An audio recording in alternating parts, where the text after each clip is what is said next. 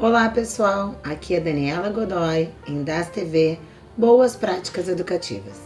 Nosso vídeo dessa semana é o segundo, conforme eu já tinha combinado com vocês, para reflexão sobre o processo de inclusão. No primeiro vídeo, a gente tinha conversado sobre a importância de desejar, de querer este aluno que chega pra gente. Agora, convido que vocês possam pensar um pouquinho comigo sobre, após desejarmos, após termos o nosso aluno conosco, temos que Como? Observando, tratando-o como uma criança da turma, um participante, um membro, um integrante. E aos poucos observá-lo, como ele lida na resposta com as tarefas, como ele se organiza, como ele apresenta a sua forma de pensar, como ele questiona as questões ou não questiona. Então, a observação diária de sala de aula é um ponto bem forte nesse conhecimento.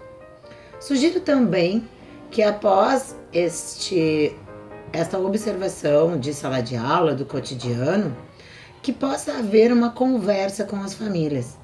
Nada melhor do que trazer a família para dentro da sala de aula, onde eles irão colocar para você, professor, para nós no caso, como é que esta criança é em casa, o que eles já sabem sobre o diagnóstico, sobre o prognóstico e sobre as dificuldades. Construiremos assim um grande acervo de informações sobre esse nosso aluno. É importante também que possamos procurar um profissional da inclusão, um profissional psicopedagogo, um psicólogo, alguém que possa nos orientar sobre o diagnóstico de cada criança.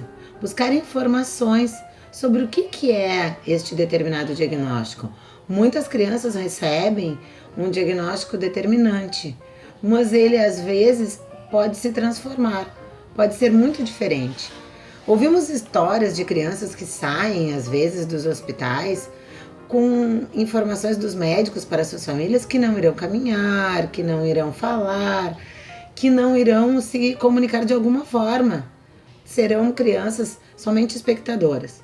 E ao longo do tempo, ao longo do trabalho feito com elas, se observa uma incrível diferença daquilo que foi dito. Então, é importante conhecer o diagnóstico? Sim. É importante ler, se ferramentar de informações, mas ter o cuidado de que isso não pode ser estagnante. Nossos alunos são capazes de muito mais do que a gente imagina e muito mais do que está escrito na própria medicina ou nos próprios livros. Nossos alunos do processo de inclusão são capazes muito mais do que a gente imagina. Basta que a gente faça um incentivo, uma aposta. Vamos estar ampliando cada vez mais o quadro, o nível de exigência e vendo a resposta deles. Não quer dizer que algumas deficiências, dificuldades vão incapacitar nossos alunos, vão estagná-los. Cuidado, diagnósticos às vezes são incapacitantes e estagnantes. Nossa função na escola é ir além do diagnóstico, ir além do que está escrito, apostar e ver as reais capacidades. E só se vê real capacidade observando a criança, observando aquilo que ele é capaz. Existem N exemplos que poderiam ser colocados e pontuados aqui, mas que todos nós professores estamos muito acostumados a ouvir.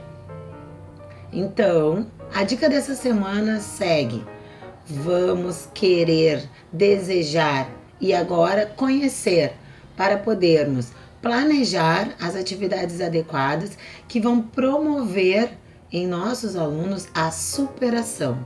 Gosto muito de pensar que processo de inclusão é superação.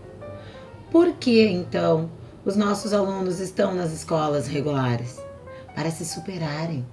Se estivéssemos sempre ao lado de pessoas que fazem coisas iguais a gente ou inferiores, não haveria em nós o mínimo desejo de superarmos. Gosto de colocar como exemplo a capacidade de correr para qualquer indivíduo, por exemplo, que começamos correndo alguns metros e depois vamos nos desafiando.